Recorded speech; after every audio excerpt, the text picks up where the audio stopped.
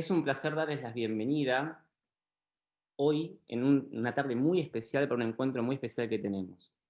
Antes que nada, quisiera aclarar que este evento es un evento trilingüe, en español, portugués e inglés, y será traducido en simultáneo.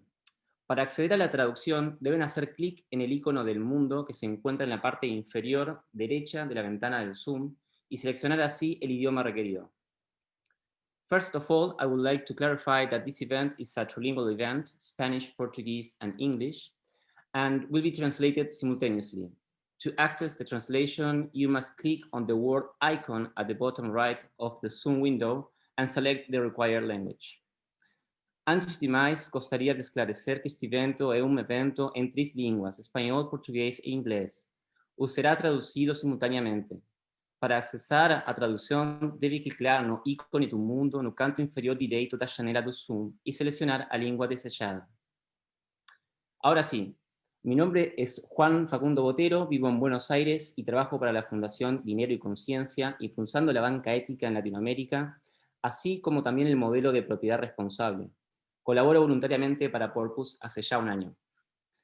El título de nuestro encuentro de hoy es Repensando la Propiedad para una Nueva Economía, una conversación con Gerald Häfner. Hoy justamente nos daremos este tiempo para reflexionar sobre nuestra actualidad, para ver propuestas innovadoras que nos permitan construir una sociedad más justa y un mundo mejor, donde las personas estén en el centro y el planeta sea responsabilidad de todos. Para esto, fundar una nueva economía es tarea urgente y las empresas tienen un rol clave en este proceso. Para este diálogo hemos invitado a Gerald Häfner, director de la Sección de Ciencias Sociales del Goetheanum en Suiza, quien es ex parlamentario europeo y nos compartirá sobre los avances de Purpose en Alemania, así como también los fundamentos de esta iniciativa. El evento durará aproximadamente 1 hora y cuarto y tendrá de host a Ana Bonan, co-lead de Purpose Latinoamérica, quien entrevistará a Gerald Häfner y luego conducirá un diálogo entre Gerald y Nelson Rodríguez, director de la Banca Ética Latinoamericana, justamente para repensar la región. Para finalizar, levantaremos algunas preguntas que nos vayan dejando en el chat, así que los invitamos a estar activos en la sección de comentarios durante el evento. Como colaborador de Purpose, tengo también el agrado de moderar este evento hoy junto a Bruna Hirschman del team de Brasil. Este es un evento que estamos lanzando para toda Latinoamérica y Bruna estará ayudándonos justamente con preguntas y comentarios que vengan de Brasil. Hola, Bruna. Olá, Juan, muito obrigada. Olá a todos, olá a todas. Meu nome é Bruna Hirschman, eu sou advogada e facilitadora de processos pelas ferramentas da antroposofia. Sou colaboradora das iniciativas da Banca Ética da América Latina e também da Fundação Purpose, que traz essas ideias que eu acredito serem possíveis para se materializar para a construção de uma economia mais humana, fraterna, justa e regenerativa. Um prazer estar aqui com vocês. Obrigada. Muchas gracias, Bruna. Teníamos también la idea de que puedan ir dejando en el chat de dónde está cada uno y con qué intención va llegando al día de hoy. Así que los invitamos a que ya puedan ir volcando en el chat justamente esto. Y antes de comenzar y darle la palabra a Ana Bonan, quisiera dar una breve presentación de los speakers que nos acompañan hoy en el día.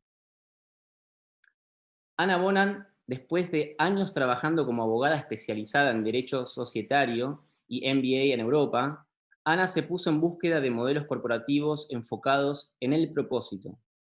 Ingresó a la Fundación Purpose, que investiga, promueve y facilita la transición de empresas a estructuras alternativas de propiedad y gobernanza que aseguran la independencia y el propósito de las empresas a largo plazo. Italiana de origen, vivió en Alemania hasta 2019, cuando se mudó a Chile, donde lidera el trabajo de Purpose en el país y la región latinoamericana. Ana es también fellow de On Purpose, programa europeo de liderazgo con propósito. Como decía, nos acompaña también Gerald Häfner. Aquí una breve presentación de él. Ex profesor Waldorf y periodista, Gerald Häfner tiene un largo recorrido como activista, siendo el fundador de numerosas iniciativas y fundaciones, entre ellas, por ejemplo, More Democracy o Democracy International. También fue cofundador del partido político verde alemán, Alianza 90, Los Verdes. Entre 1987 y 2002 fue miembro del Parlamento Federal alemán y, de 2009 a 2014, miembro del Parlamento Europeo. Desde junio de 2016, Gerald Häfner es el jefe de la sección de Ciencias Sociales del Goetheanum, Suiza. Mención aparte donde yo compartí 2 años de trabajo con él y la verdad que estoy muy feliz de volver a conectarnos nuevamente, Gerald. Muchas gracias. Nelson Rodríguez, co-líder chileno de Purpose, miembro de la Junta Directiva de Doble Impacto, proyecto de la banca ética en Chile y parte del equipo de la Fundación Dinero y Conciencia. Nelson es alguien que construye puentes de muchas maneras. Como persona de contacto de Purpose en Chile, asesora a las empresas interesadas en formas alternativas de propiedad y coordina todos los asuntos relacionados con la administración de la propiedad in situ. En cuanto a su formación, además de estudiar administración de empresas e ingeniería civil, también completó una licenciatura en humanidades. Así que tenemos un panel de lujo para esta tarde con un tema tan importante. Ana, todo tuyo. Muchas gracias, Juana, muchas gracias, Bruna. Muy buen día a todos y todas, un placer estar acá con ustedes. Y bueno, este es el cuarto webinar que organizamos juntos con Banca Ética y yo ya he hablado bastante sobre el tema, sobre la propiedad responsable en los eventos pasados, así que esta vez voy a disfrutar mucho escuchar lo que nos cuentan Gerald y Nelson y después entrar en conversación con ustedes y sus preguntas. Entonces, solamente un par de palabras por mi lado sobre la pregunta que nos reúne hoy día. ¿Por qué es importante repensar la propiedad de las empresas? Bueno, les cuento que cuando entré a la Fundación Purpose, más o menos 2 años atrás, yo era una abogada corporativa que llegaba del mundo de la startup, modelo Silicon Valley, especialmente el mundo de las transacciones M&A, de adquisiciones, fusiones de empresas. Y para mí, trabajar con Purpose era la oportunidad perfecta para que mi experiencia en el derecho societario pudiera servir a un propósito que se sentía más conforme a mi visión de una economía menos extractiva y más inclusiva. Entonces, en frente a la experiencia profesional que había tenido antes, la Steward Ownership, la propiedad responsable, tenía totalmente sentido, una poderosa alternativa a la propiedad convencional que asegura el enfoque en el propósito y la independencia de las empresas. Pero todavía en ese tiempo no estaba consciente de todo lo que implica el tema de la propiedad, que es esta ficción jurídica que define muchos aspectos de nuestro vivir colectivo y personal. Y de repente me encontré reflexionando sobre temas muy profundos. Por un lado, tema muy de sistema, qué tipo de capitalismo queremos, qué modelo económico, y por el otro lado, temas que tocan directamente la esencia del ser humano y de las relaciones. El control, el poder, el empoderamiento, la responsabilidad, la motivación, el trabajar juntos, la colaboración, el propósito colectivo, el propósito individual, la trascendencia de nuestros proyectos y la libertad. Nunca había pensado que este tema pudiera ser tan profundo. Y tremendamente interesante y complejo el ejercicio de desafiar y repensar, reimaginar conceptos y constructos que damos por sentado. Son 2 años que en mi trabajo y en verdad también en mi tiempo libre estoy profundizando estos temas. Pero honestamente tengo todavía muchísimas preguntas. Y cada vez de cada conversación con empresarios, inversionistas, políticos, trabajadores, académicos, personas de diversos backgrounds, aprendo algo más. Entonces estoy muy feliz hoy día de poder escuchar a Gerald, que tiene harto años más que yo enfrentando y desafiando este tema, reflexionando sobre este tema y quiero aprender de su experiencia. Entonces, Gerald, a ti la palabra. ¿Por qué es importante repensar la propiedad, especialmente en estos tiempos tan complicados?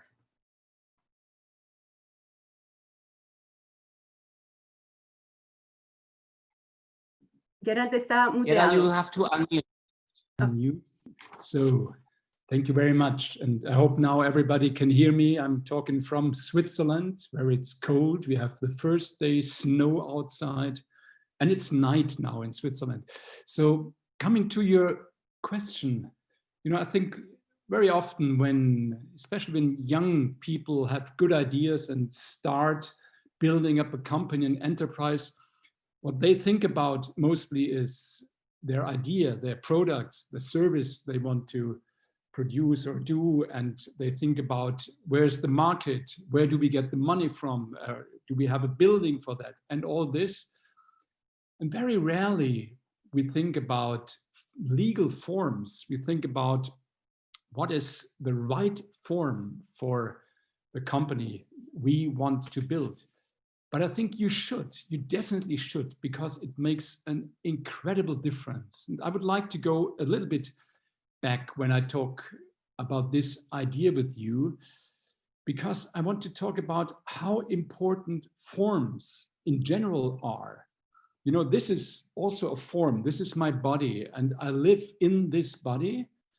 I'm not just my body. I'm much more. I have thoughts, I have feelings, I have wishes and all this, but I need my body to fulfill this, to be able to do in life what I want to do. And if my body allows me to do this, it's great. And if not, it's not great. If my arms would be bound, my legs would be tied, if I couldn't move, it would be terrible. And it's the same with social forms. So whenever you have an idea and you start something, an initiative, a company, whatever, you build up a school, you need to have a form. And the question is, what is the best? What is the right form for this? And the form shapes the content. So the content extremely depends on what the form allows. Let me tell you, I grew up and I mostly live in Germany. And Germany is a strange country because, you know, it's has such a long, huge, incredible history over decades. And then it was divided in 1945 for some 40 years. And when I grew up and I went from west to east, it was completely different. The buildings were different, the cars were different. The land was different. In Western Germany, you would have these small,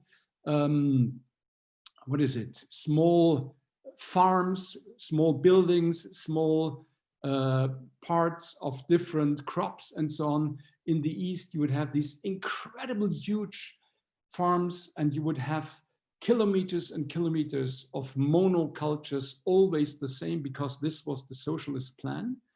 And what I could learn is by different ideas, a capitalist and a socialist idea, within some decades, the whole life changes completely. People talk differently, they behave differently, and so on.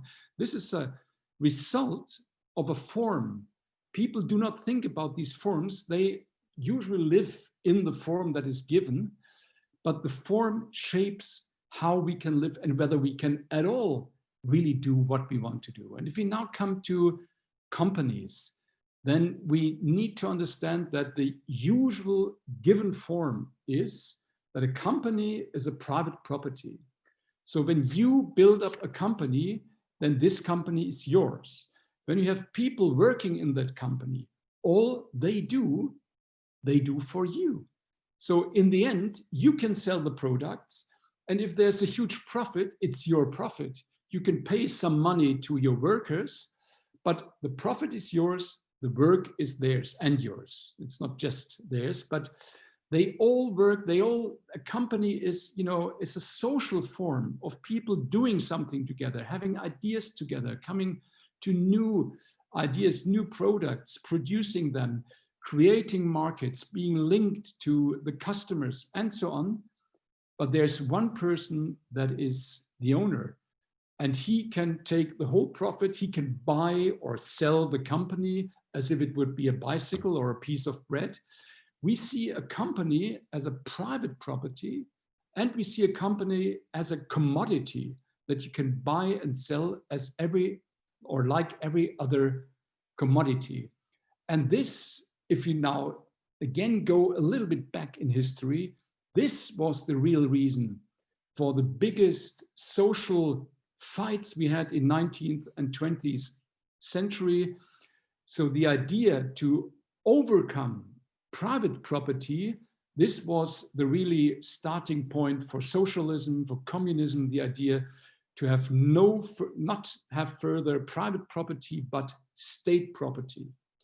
And the result was it became worse, because if there's state property, nobody is in charge, nobody feels responsible, nobody feels ownership, and it's just you do what the state tells you to do. It didn't work.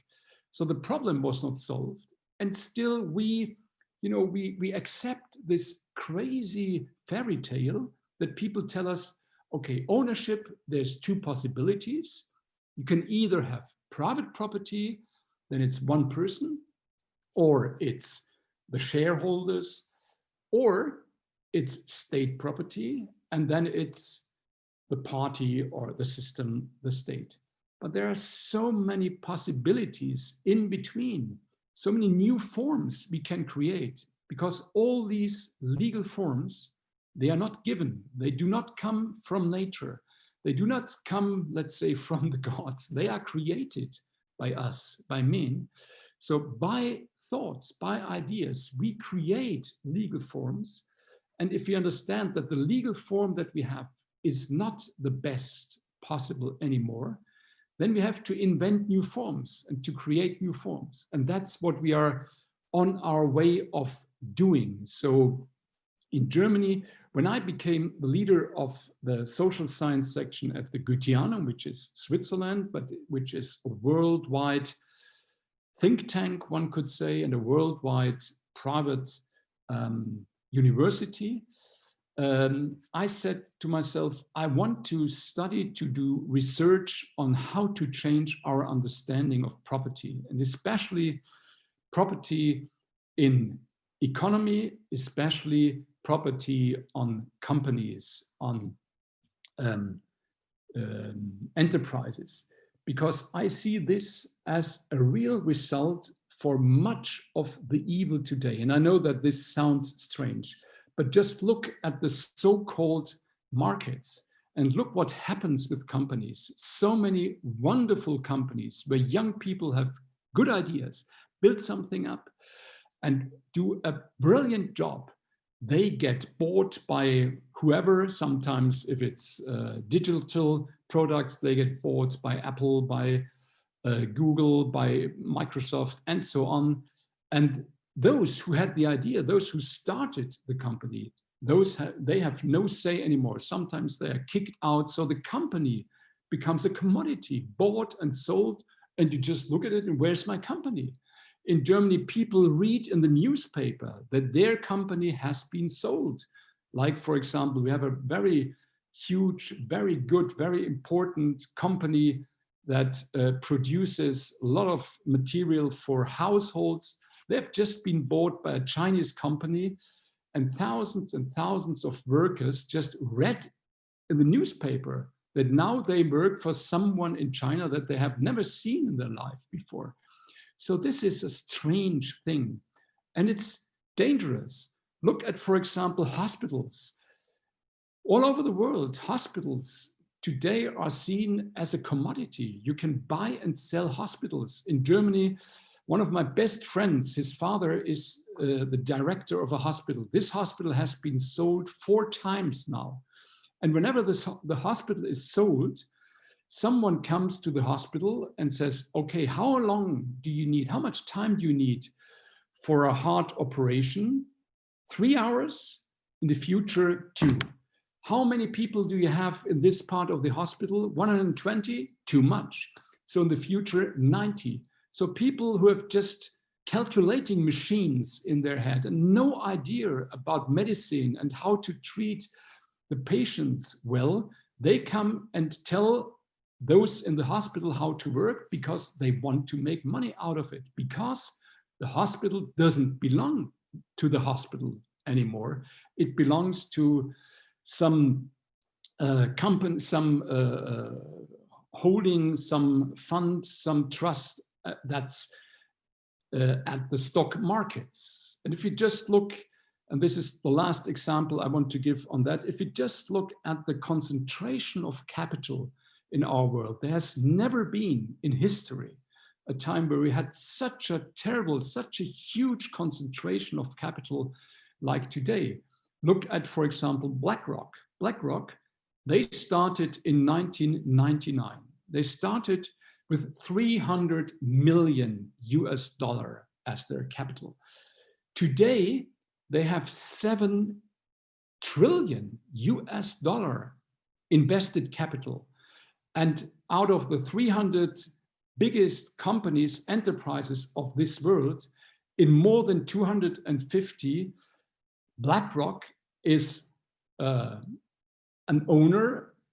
Very often BlackRock is the biggest owner, and they have their say in many companies. When Bayer, for example, bought Monsanto, this company that does Roundup, that does glyphosate, and has 80,000 lawsuits on their back, Bayer bought them, and this brought Bayer down.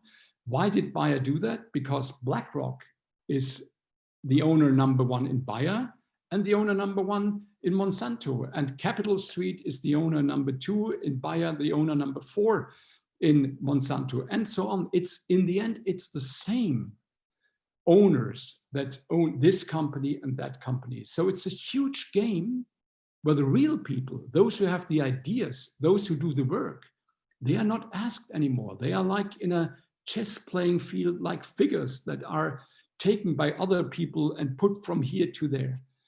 And we should make an end to that, not by doing big revolutions, not by blocking a company, not by shouting, by doing a very simple thing, changing the legal form.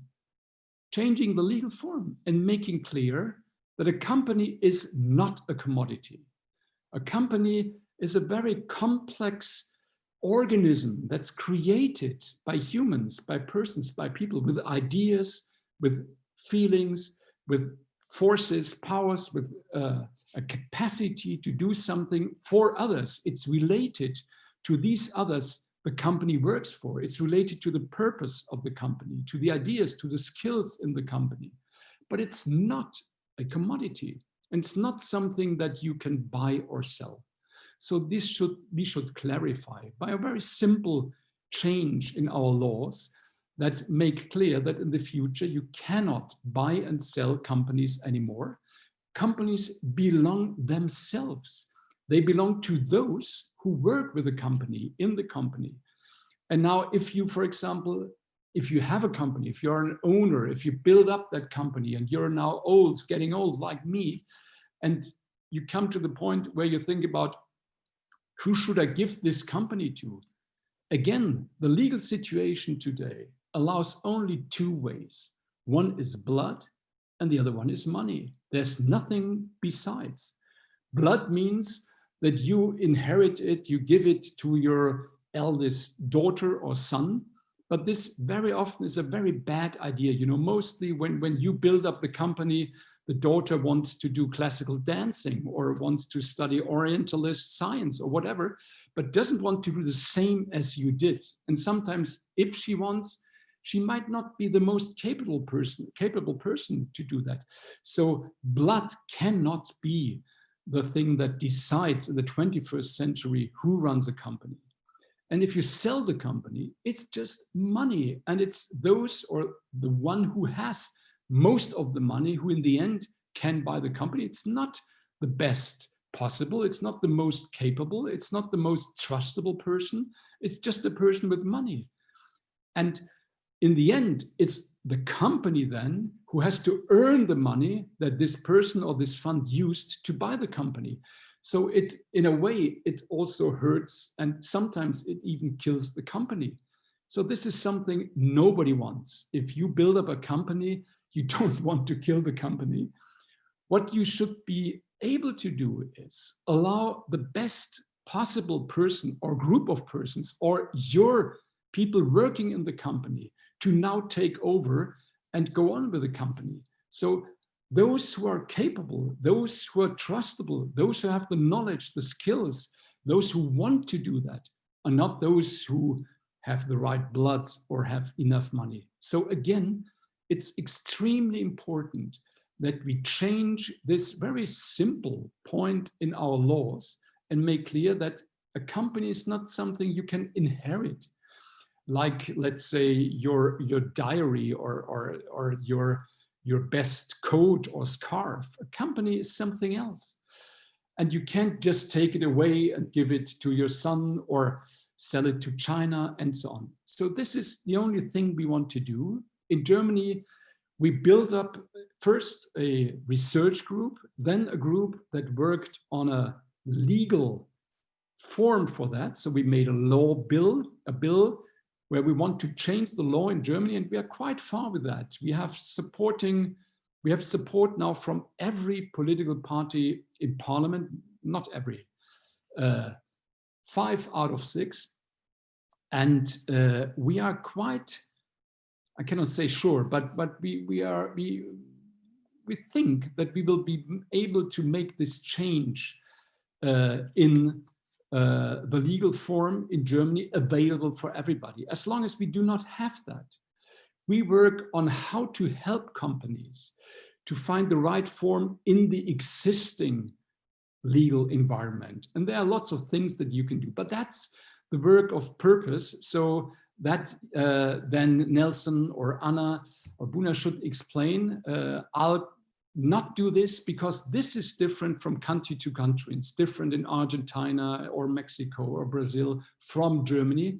So I wanted to give you the big idea, what it is about, that a company is something that's a social organism built by people and ideas, and it's not a commodity, not something you can buy and sell.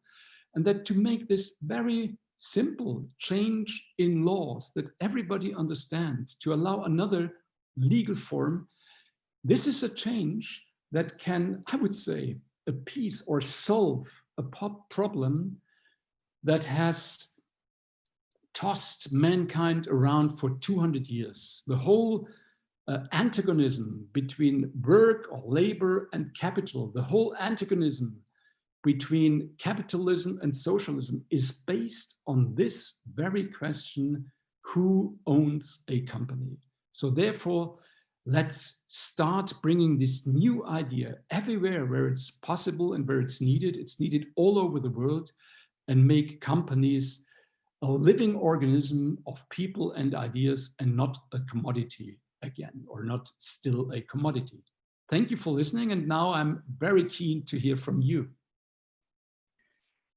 Muchas gracias, Gerald. Muy interesante, muy inspirador. Y bueno, tal vez aprovechar de comentar que esa no es una utopía. O sea, hay un proceso legislativo que estamos empujando en Alemania, y también hay muchos ejemplos de empresas de larga tradición que ya tienen este tipo de estructura. Al final, la propiedad responsable, para lo que el tema está nuevo, es un concepto que el nombre lo hemos coñado nosotros de Purpose, inspirándonos a todo ejemplo de empresas como Bosch, como Novo Nordisk, Zeiss, Mozilla Firefox. Hay empresas de muchos tipos, bueno, Banca Ética, Triodos Bank en Holanda, que todas estas empresas lograron anclar en su estructura de propiedad dos principios. El primer principio, el principio de la autogobierno, autodeterminación. Entonces, el control, la mayoría de los derechos de voto en la empresa se quedan con la persona que están estrechamente conectadas con la empresa, las más hábiles, lo llamamos los stewards, los custodios de la empresa.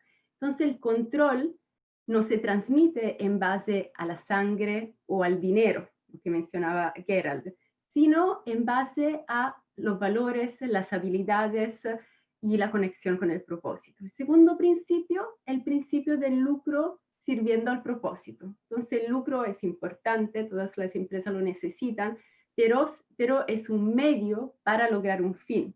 Es como el combustible de la empresa, no es un fin en sí mismo. Entonces estas empresas claramente le pagan a los inversionistas, pero reinvierten más en la innovación, en el trato con los trabajadores, en la relación con los stakeholders, también donan a causas sociales.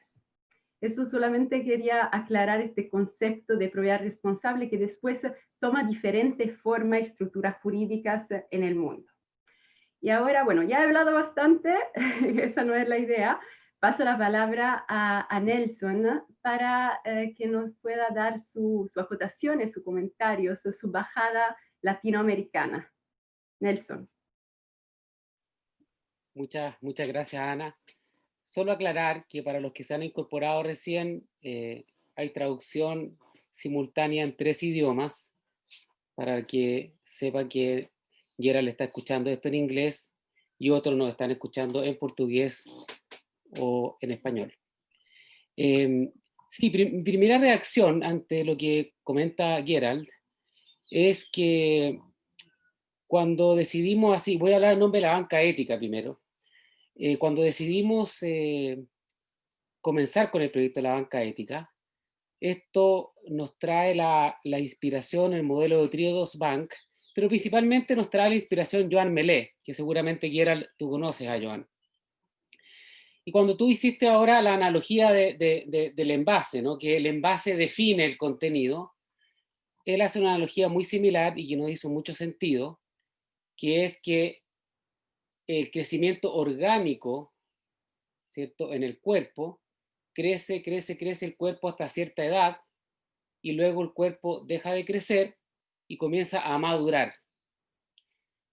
Si algún grupo de células de tu cuerpo sigue creciendo de manera descontrolada, eso en general se llama cáncer y es capaz de matar el organismo. Y es un poco lo que está pasando hoy día en el organismo social, desde el punto de vista económico, ¿no?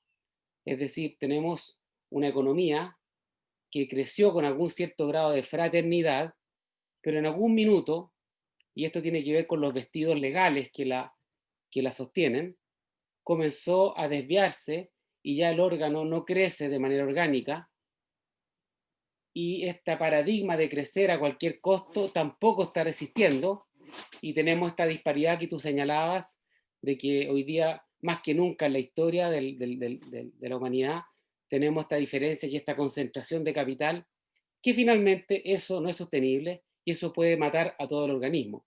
Y lo estamos viendo, creo yo, con las reacciones que hay en el propio planeta y en la pandemia que nos encontramos, lo más probable es que obedezca a eso también. Y cuando entramos en la banca ética, vimos que el vestido era muy importante, el vestido legal, ¿no?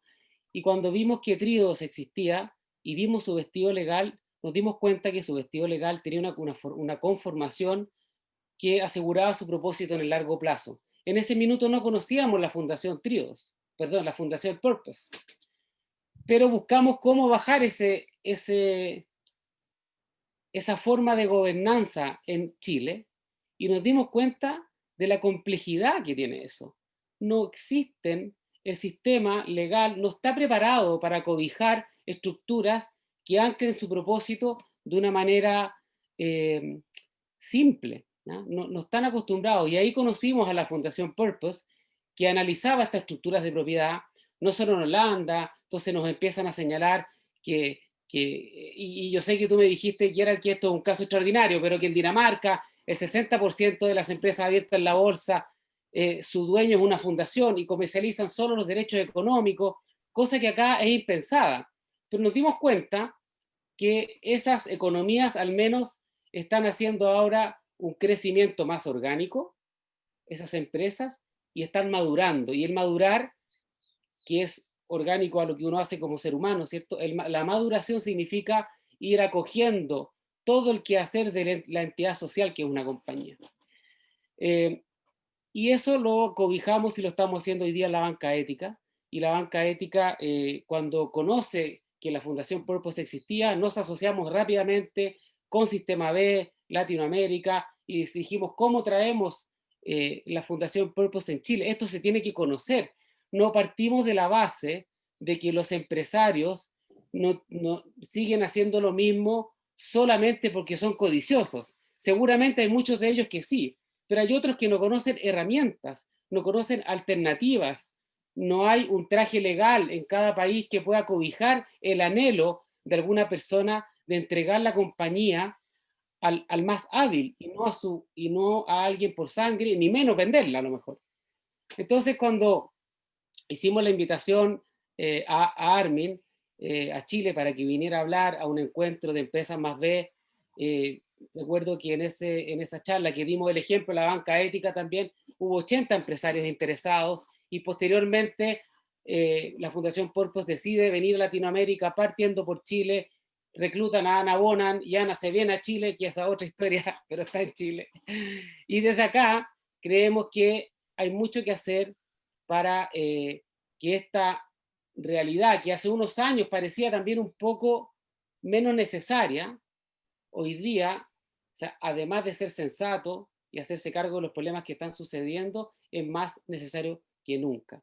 Así que en Latinoamérica hoy día estamos con un foco particular en Chile en el inicio, pero ya tenemos redes y tenemos gente muy interesante, entre ellas Bruna, ¿cierto?, de Brasil, en Argentina con Juan, y una serie de abogados que seguramente muchos de ellos nos están escuchando ahora, con los cuales estamos dando los primeros pasos para pronto hacer el mismo ejercicio que se hace hoy en Chile, en Brasil, en Argentina, en Uruguay, y así sucesivamente. Así que eso te podría agregar por ahora, Ana. Gracias. Gracias a ti, Nelson. Y bueno, yo, porque estoy viendo el tiempo, ya son las 3:45, así que empezaría con un par de preguntas, Juan y Bruna, ¿no? Para ya incluir el público. Dale, si les parece bien, podemos empezar con una que está en inglés, y luego Bruna puede tener una que está en portugués, ¿sí?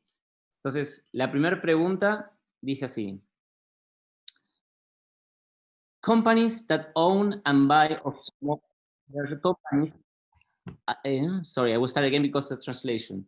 Companies that own and buy of smaller companies won't allow any law that prevents them from acquiring more and more if they don't make any profit out of it.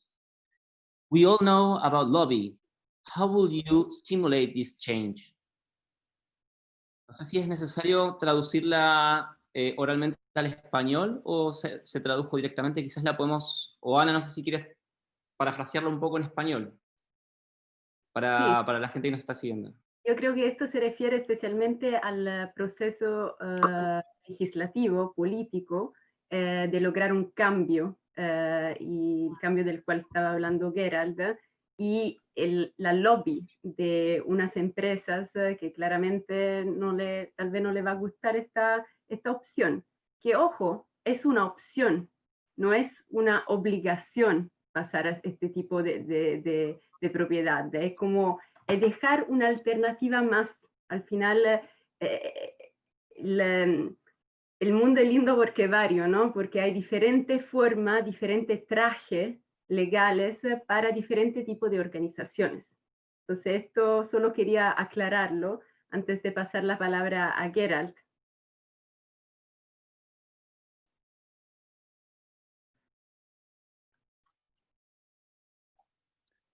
Yes, it's definitely right what Anna said, but still I think there's, the question is very understandable. I understand the question that way. Companies whose business is to buy or sell other companies would not allow such a law to come into reality. And my answer is quite simple. It's not up to them to decide. It's up to the legislators. And the legislators in a democracy, they are elected by the people, and they should express or follow the will of the people and not the will of big companies. So it's, in the end, it's up to us to make this change possible.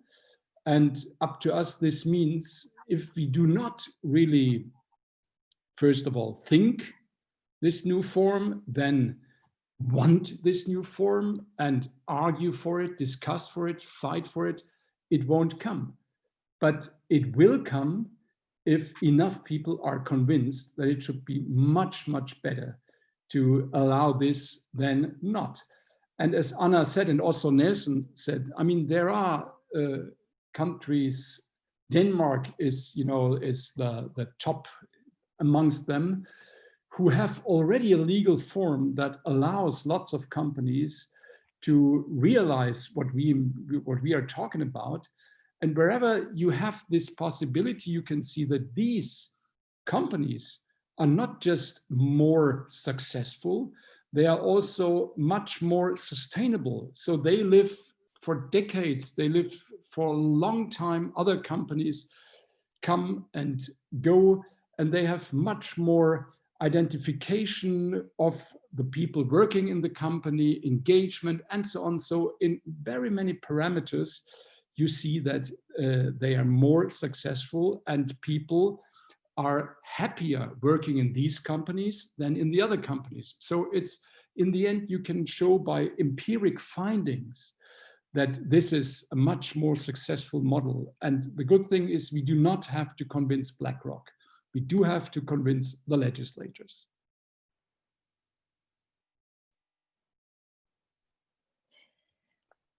Great. Nós temos uma pergunta do Brasil, do Pedro, e ele diz o seguinte: eu entendo que este conceito de invendabilidade, da proibição de vender, né, da tentativa de não vender uma empresa, também se aplica na propriedade rural. A fazenda também tem um propósito. Você poderia nos falar algo a respeito, Gerald?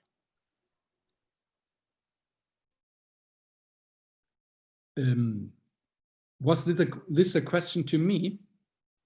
I'm extremely sorry, it was not translated, and the translator told me that she has not the possibility to listen to her colleague who translated from Portuguese, so she couldn't translate.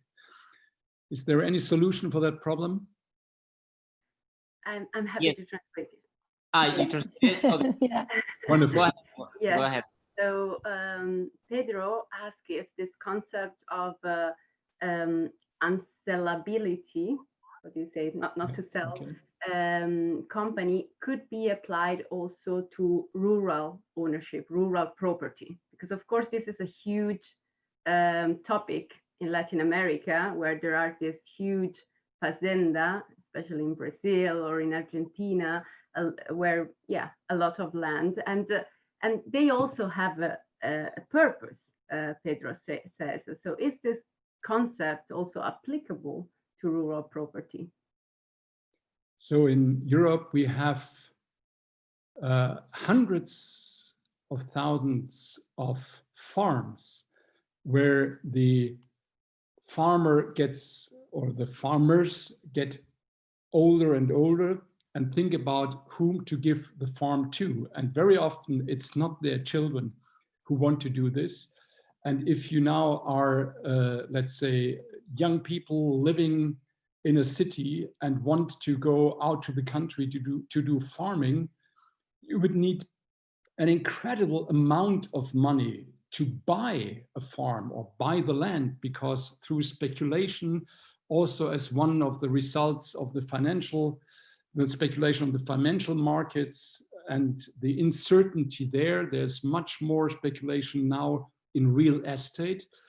The land got extremely expensive. So we have the same problem, as I tried to explain with the example of BlackRock that I used on normal companies, of speculation on one hand and of this concentration of capital. We have the same concerning farms and land.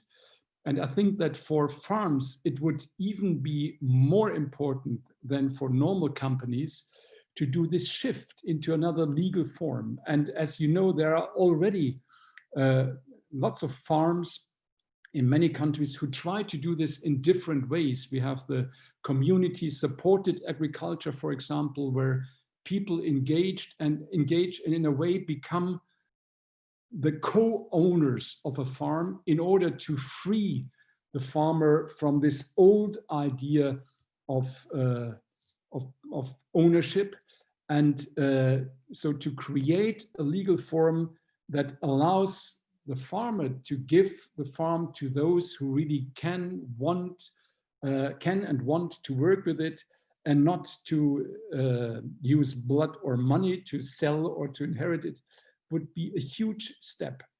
And so, yes, for farms, this is also a very good tool to create new forms and to better survive.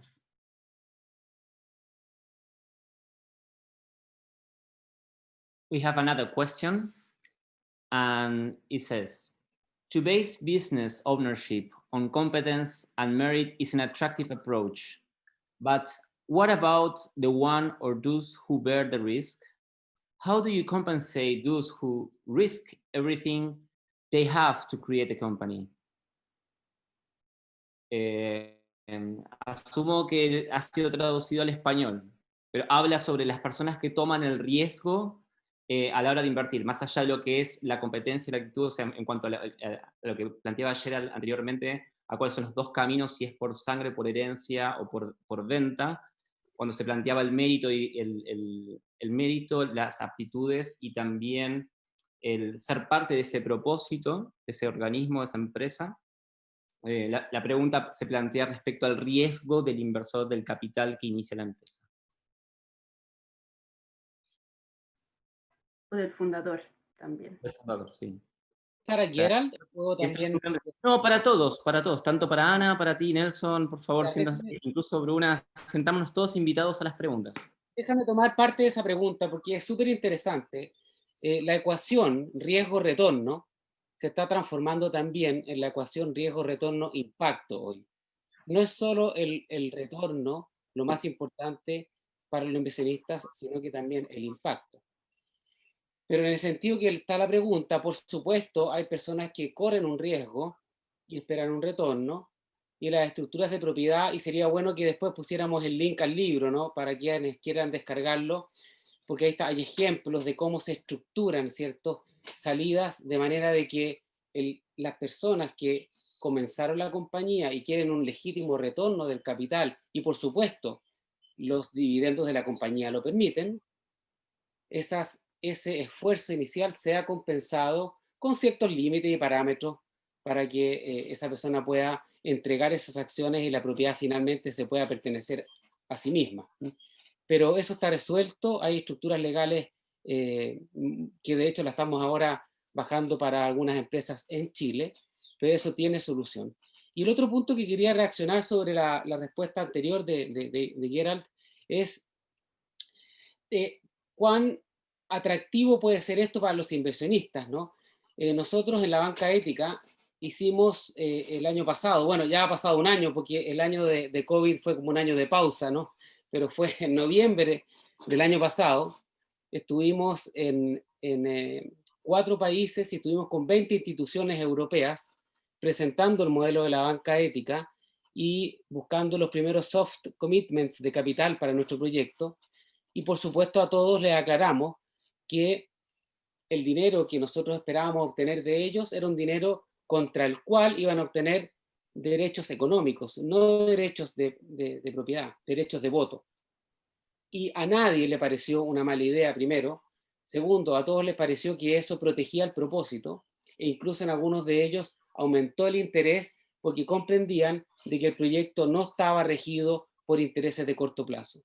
Y sumo a eso, que en el caso de la banca ética, ya tenemos aproximadamente 200 inversionistas, algunos de ellos institucionales, que ya han hecho posible este proyecto con el capital necesario y todos ellos saben que su inversión va a transitar a derechos económicos del futuro sin derechos de voto, y los derechos de voto se mantienen en los stewards. O sea, empíricamente nosotros hemos podido ver que hay interés en la ecuación riesgo, impacto, retorno. Eso te quería agregar.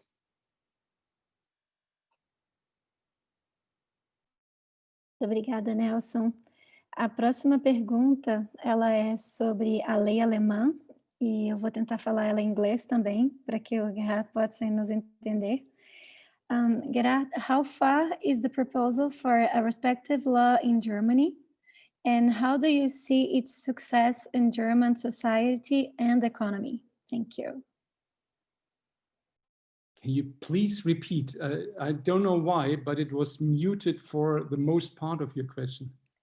In the end, I could hear you. Okay. How far is the proposal for a respective law in Germany? And how do you see its success in German society and economy? Thank you. Yes, so when we did this law proposal, the first thing we did, for example, we talked to our Minister of Economy.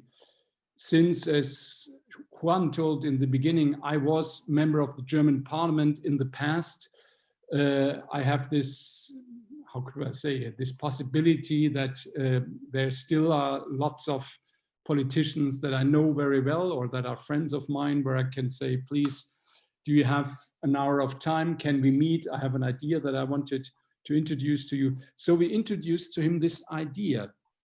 And the funny thing was that he said, okay, I can understand the idea, but I cannot believe that there is any company in this world who wants to do that, because can there be any other reason to run a company than to have private ownership and to take profit out of the private ownership? And if the company is extremely important, I can sell it for millions and can buy a yacht and do holiday for the rest of my life.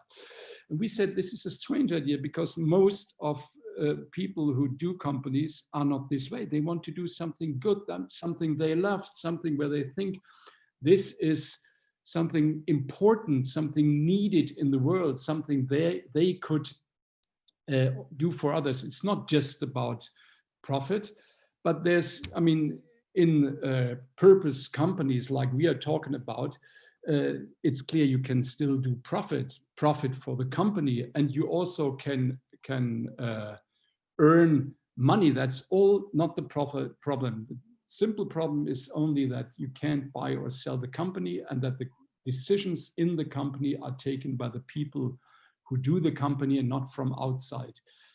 So he said he can't believe that any company would like to do that. So what we did with the next meeting, on the next meeting, we were accompanied by around 40 different entrepreneurs who all had built up a company and who could say, now we are here, we present 17 million customers in Germany, we represent this and that invested capital and so on. So he was extremely thrilled by that, and he understood there's a great demand for it. And that's the interesting thing for me too, that there's such a strong demand. That, and as Anna said before, we are not talking about an obligatory form. We are talking about a form that you can choose. But there are so many people who want to choose that form, and it's every day more. So in Germany, the discourse is very interesting, because some, you know, with very old thinking, they say, no, it's people don't want to do that. It's against the character of a businessman and so on. But the reality says, no, our younger companies, and even some very old like Bosch, Zeiss, also Veleda, Vala, GLS, all the anthroposophic companies, they all have this form in a different way, because the legal form is not there yet. So we need to do complicated forms to reach that, but it's possible, and they all have that. And so the situation today is that the Green Party, for example, they voted on their General Assembly to put this as one of their demands for the next elections. In the other political parties, it's not at the same stage, so that it's already supported by the majority and part of the program, but in all important parties in Germany, we have strong support. We have people who understand the idea and who go for the idea. And so I think that it will not happen in this period. We will have elections in September or October, and it will not happen before because of the COVID situation. But I'm quite convinced that the next Bundestag, the next German parliament, will open this road to this new form of Verantwortungseigentum, as we call it. So this is my expectation. Thank you, Gerald. Yo encuentro también muy interesante esta demanda, ¿no? O sea, y estas empresas en Alemania que están apoyando e empujando juntas el proyecto son tan diferentes la una de la otra. O sea, hay la startup chiquitita, hay la organización, como se dice, TIL, holocrática, donde todos los trabajadores tienen voz. Hay la empresa más tradicional, empresa grande como Bosch, empresa chiquita, empresas familiares, claramente. Entonces, de verdad, es como una necesidad que está conectada al final con el propósito del trabajar juntos, de una empresa, de un organismo social. Cualquier sea después la forma o la forma, el color que esta organización toma. Seguimos con una otra pregunta. Mariela Franz nos pregunta, ¿cuál ha sido la experiencia de banca ética latinoamericana hasta aquí? En cuanto a la gobernanza y la estructura de propiedad, ¿ha sido atractiva para los inversores? Gracias. Supongo que va más para Nelson. Sí, gracias por la pregunta. Algo adelanté hace un momento. La estructura ha sido sorprendentemente atractiva desde el inicio. Nosotros hicimos el primer levantamiento de recursos con esta estructura sin conocer a la Fundación Purpose aún el año 2017. Y explicamos solo la intención, es decir, nosotros vamos a crear esto con el propósito de buscar la forma legal de que esto se pueda hacer en Chile, que tener una fundación donde estén los stewards y los inversionistas con su legítimo retorno económico. Lo vendimos así el primer día en un PowerPoint y por supuesto un documento que apoyaba eso con una estructura muy flexible de inversión, y desde el primer día todos los inversionistas confiaron en nosotros. Y luego hemos ido complejizando la estructura, hemos contratado abogados, bueno, estamos con la Fundación Purpose, y hoy día ya estamos en la estructuración final de esto, y al contrario, creo que uno de los atractivos del proyecto es su estructura de gobernanza. El hecho de pensar que ninguno de los miembros fundadores de la banca ética busca un exit e irse al yate y estar de vacaciones el resto de su vida. Ninguno de los que partimos con este proyecto estamos pensando en el exit, estamos pensando solo en que esto es posible, es necesario, y por eso lo estamos empujando con tanta fuerza. Y esa creencia a los inversionistas les genera mucha confianza.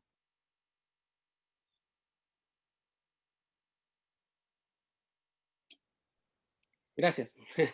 Gracias, Nelson. Temos uma pergunta da Catalunha, e eu vou tentar ela em inglês também. How is the legal form specified for a company to guarantee the purpose? It is not a limited company, it's not a cooperative. What is it? Thank you. Muchas gracias. Es una buena pregunta porque si no, no se entiende de qué estamos hablando, ¿no? ¿Qué es esta empresa? Bueno, la verdad es que puede ser ambos también, ¿no? En el sentido que tenemos cooperativas que son de propiedad responsable y tenemos también sociedades limitadas o de corporaciones que son de propiedad responsable. ¿Cómo lograron anclar entonces los dos principios de los cuales hablaba antes en su estructura?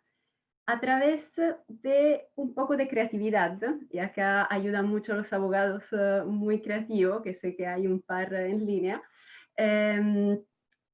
Por ejemplo, la banca ética, ¿qué hizo? Hizo una separación, entonces el capital de una SPA, normal empresa de capital, está dividido en clases diferentes de acciones. Por un lado están los derechos políticos, de voto, el control, y ellos están en una fundación. Una fundación, por su definición legal, no tiene dueños y pertenece a su propósito, ¿ya? Y los derechos económicos van a los inversionistas. Estructura parecida tiene también Bosch. Bosch tiene una fundación y un trust. El trust también, acá en Latinoamérica tal vez no hay, más una forma anglosaxona, es que en unos países hay el trust, pero en el trust están los stewards, los que cuidan el propósito, y la fundación recibe las utilidades que no se reinvierten en el negocio, claramente. Hay otros instrumentos, por ejemplo, nosotros en Purpose hemos desarrollado instrumentos estructura un poco más fáciles, porque si yo soy emprendedor y no soy Bosch, claramente no tengo todo el dinero para pagar a los abogados para que se inventen una estructura con una fundación, un trust y no sé qué. Entonces, en Purpose hemos desarrollado una estructura en la cual hay esta división del capital social en clase diferente de acciones, derechos económicos, derechos políticos, y esto está escrito en los estatutos, así como los principios de propiedad responsable están escritos en los estatutos, pero para que los estatutos no se cambien, entonces que no se pierda este entendimiento que la empresa no es una cosa, hay una acción de veto que es entregada a una fundación independiente, que puede ser Purpose o otra fundación que tenga como función la de cuidar los principios de la propiedad responsable, ¿ya? Que están escritos en el estatuto. Esta es una forma posible. Hay, bueno, creo más de 60 o más empresas en Alemania, en Europa, en los Estados Unidos, vamos para los 100, que tienen este tipo de estructura, y acá también en Chile estamos piloteando los primeros casos. Espero que eso clarifica un poco. ¿Y por qué la ley en Alemania? Por eso, o sea, estos emprendedores, estos fundadores, simplemente quieren tener un traje legal que refleja su concepción de lo que es una empresa para ellos. Un grupo de personas que trabajan juntas para un propósito, nada más. Entonces, esta ley es para facilitarlo, para que tengan un traje reconocido también por el legislador, por el sistema.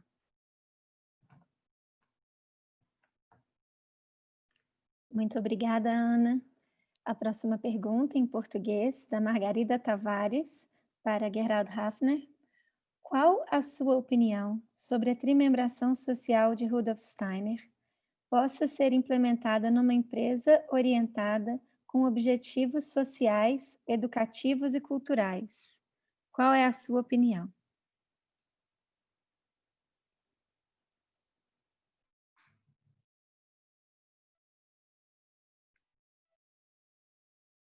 Yes. So that's a big answer. Let me try. Most people know Rudolf Steiner as a great spiritual teacher, one could say. I mean, he started as a philosopher and studied natural science. And so his first question is, what at all do we know and how do we know things? And then at the same time, he was a person that was gifted with a knowledge, so he could see things that others would not see. He could feel things that others would not feel. So he realized there's a world behind the outer material world that we can see with our eyes. But he didn't just want to feel that or just want to have how can I say, unclear knowledge. His question was, can we have a precise understanding of this, and can we enlarge our knowledge so that we do not only understand the physical world, but also this invisible world? And out of this approach, then he became extremely, how can I say, he started initiatives. He brought new ideas, new impulses into science, into arts, into religion, and so on. And there's a lot that grew out of that, like, for example, biodynamic agriculture or Waldorf schools all over the globe, and so on, anthroposophical medicine, and so on. So it all got proved in reality. And then in, I would say, the last part of his life, he absolutely devoted his work to the social. And this was especially after World War I in Europe, where, where there was this wonderful culture, this great ideas, this great knowledge, this great skills. but they killed and killed each other. And he said, it's not just about making another ceasefire, it's about understanding what were the reasons behind this nationalism, racism, these wars, and so on. And he came up with a completely new idea how to structure a society that allows human freedom, human equality, and fraternity or sister and brotherhood at the same time. And again, be aware that in history, and still today very often, there were always these guys who said, okay, so freedom is the most important thing, and freedom above all. And then you have countries where you have a lot of freedom, but at the same time, one person earns, let's say, 2.7 billion a year, and the other person earns nothing and starves or doesn't know how to survive the next week. So you then have freedom without equality and without fraternity. And then, for example, in the East, in socialism, you really had a lot of, let's say, forced fraternity. This is the idea of communism, but it was forced, it came not out of the people, but no freedom at all. And Rudolf Steiner brought these three ideas together. And he said, it's wrong that for a long time people thought we can have one or the other. They need each other and they are based on each other. And then he created this idea how to base a society on these ideas. And I could talk for hours. I think it's would not be appropriate here, but the idea we are talking about today, maybe this is something you would allow me to end with. The idea we are talking about today, this also in a way goes back already to Rudolf Steiner, because when people were not capable enough to understand this great idea of threefolding, what he did was he said, okay, let's start with examples, real examples. And the first real example he did was the Waldorf School. And the Waldorf School is a free school, so it's not state-run, but it's also not private. It's not a private school. There's no owner. You cannot buy or sell it. It's a legal form where it's not state-owned, it's not privately owned. The school is there for those who live with this school, the pupils, the students, the parents, the teachers, and it can be used by the next and the next and next generation, and no one needs to buy or sell the school because it's there for this purpose. So Rudolf Steiner, he was, I would say 100 years ahead. He started something we are talking now about today. He already did this 100 years ago. Great guy, by the way. Thank you, Gerald. Sí, dale. Sí, me gustaría reaccionar 30 segundos a eso. La reflexión de Gerald es fantástica. Y solo agregar como ejemplo que la estructura, la triformación social se puede no solo llevar adelante en la estructura de la empresa, sino que además en su modelo de negocios. Y en el caso de la banca ética lo tenemos en ambos. Y en el modelo de negocios, como banco, se financian los tres sectores. Entonces, el sector cultura, y que tiene que ver con la relación del ser humano consigo mismo, ¿no? El sector social, que son múltiples sectores y empresas que financiamos ahí, que es la relación entre nosotros, y la relación del hombre con el medio ambiente, que es el sector que le llamamos medioambiental, y que tiene múltiples industrias, empresas, cadenas de valor, etc. Así que a la pregunta que acaba de hacer, se puede, lo estamos haciendo, y las empresas pueden hacerlo tanto en su orgánica como en su aproximación al negocio. Eso quería agregar. Muchas gracias, Nelson. Muchas gracias, Gerald, Ana, también Bruna. Nos vamos ahora sí acercando al cierre del encuentro de hoy, prácticamente en punto con el horario prometido. Así que me gustaría, antes de cerrar este encuentro, darle la posibilidad a los speakers invitados, bueno, Nelson, Ana y también Gerald, incluso Bruna también sentite invitada, si queremos dejar así un último mensaje, una última reflexión, volviendo a conectarnos con el título de hoy, ¿no? Esta propuesta de repensar la propiedad para la construcción de una nueva economía, ¿no? Y volver a ver qué tipo de sociedad queremos construir conjuntamente. Así que me gustaría que tengan la chance de tomarse un minuto cada uno para dejar este último mensaje de cierre. Libremente, sin orden pautado, a medida que lo vayan sintiendo.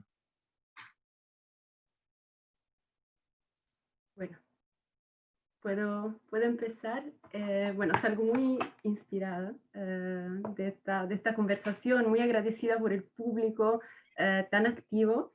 Y yo creo que en un mundo que es tan polarizado en este momento, ¿no? Entre un modelo o el otro, capitalismo, socialismo, empresa privada, empresa pública, repensamos, reimaginamos, es mucho más entretenido, primero, mucho más esperanzador, si es correcta la palabra en español, que volver a modelo pasado, que tal vez funcionaron un tiempo y ahora pero ya sé que no funciona. Entonces, miramos al futuro y tratamos de disfrutarlo también el proceso. Eso, con eso lo dejo. Muchísimas gracias. Yo quiero agregar... no, Bruna, por favor. Graças, Nelson. Estou muito inspirada por tudo que eu ouvi hoje. Eu acho que o mais forte de tudo isso é que nós não estamos no campo das ideias. São propostas efetivas no campo das ações, de uma ideia muito bem equilibrada. A gente falou em trimembração social, então nas três questões, no pensar, no sentir e no querer. Então, uma ideia bem formulada, que ela se materializa no querer, muito bem equilibrada, e que nós temos exemplos de empresas de mais de 100 anos que já estão agindo assim, e que a gente pode realmente buscar esse paradigma de como agir. Então, é uma alegria fazer parte desse encontro com essas pessoas. Muito obrigada.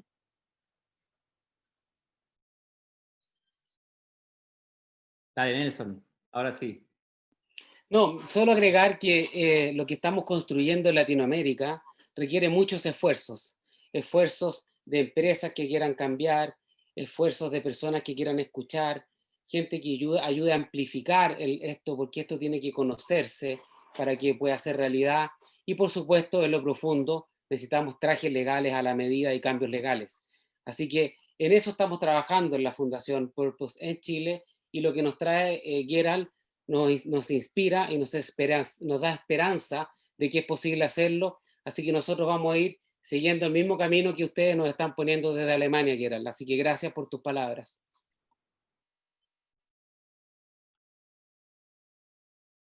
Yes, and let me thank you, and let me thank you that I could do this together with you, because you have all this knowledge of Latin America. You have the knowledge from the bank and this initiative and how to work differently with money. And Anna has this incredible understanding of purpose, but on the basis of the questions in Latin America. And Bruna, and you know, it's so wonderful how we can work together today. I think this is incredible, you know, share our thoughts, our ideas, and make the best possible out of it. The only thing that I would like to end with is, you know, the question, can an idea change the world? I would say it does constantly. Everything important today, like democracy, like human rights, all this came out of an idea. And when the time comes or has come for an idea, then it will be able to grow and live amongst humans, and it will become reality. And I think for the idea we talked about today, the time has come now. Muchas gracias, Gerald. Gracias a todos. Me gustaría, mi mensaje de cierre va muy alineado a las últimas palabras de Gerald, y venía pensando justamente en el poder de la imaginación, ¿no? Como el atrevernos a imaginar y a poder concretarlo, que no desestimemos una ilusión o como una utopía, sino que nos atrevamos a hacernos cargos de esta realidad y desde esa alegría que en algún momento mencionó Ana en el pasar del encuentro, poder hacernos ese espacio para esa imaginación y agarrarla con alegría y con coraje para poder manifestarla en la realidad. Estoy seguro de que cuanto más hagamos esto, más fácil van a ser esas formas rígidas que estamos en algún punto denunciando hoy en día para el que queremos cambiar. Sí, bueno, esa es un poco mi reflexión final o mi deseo. Y bueno, ahora sí, vamos cerrando. Muchas gracias a todos por esta hermosa tarde, este bello encuentro. También me voy muy inspirado. Y bueno, hasta el próximo. Gracias. Muchas gracias. Hasta luego. Thank you. All the best.